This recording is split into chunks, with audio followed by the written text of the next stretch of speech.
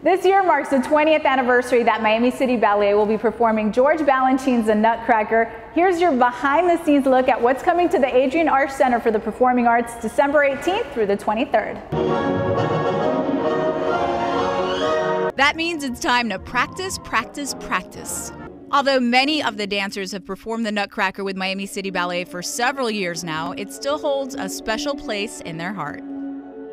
The Nutcracker is like kind of probably the first ballet they saw. You know, for most little girls, it's the first ballet they go to. So it's always like every year you think, oh, we've done it so many years, and then all of a sudden you hear the music and you go out to the front, you know, if you have a show off or whatever, and you're like, oh my God, this is why I do this. This is why I fell in love with it. You know, it's, I don't know, something about the kids too. It's just like when I was a kid in the Nutcracker, it was such a huge deal. Every year you waited for the Nutcracker to start because you got to be on stage with the company. I remember moments with specific company members, you know?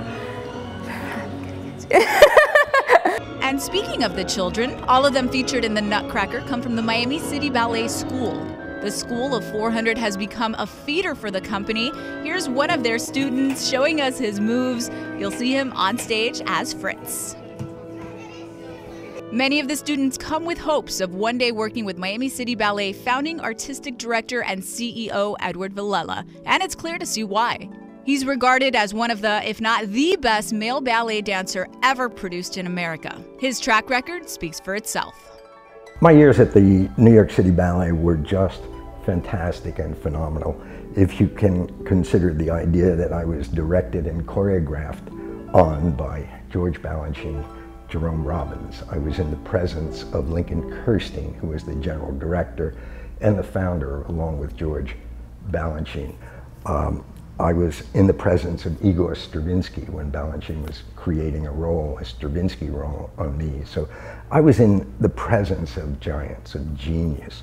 So hopefully some of that has been passed on to me. This is a passing art form. It's about body to body and mind to mind. So it's my time now to pass on. These ballets took such good care of me as a dancer, and therefore I feel it incumbent upon me to return that favor to these ballets.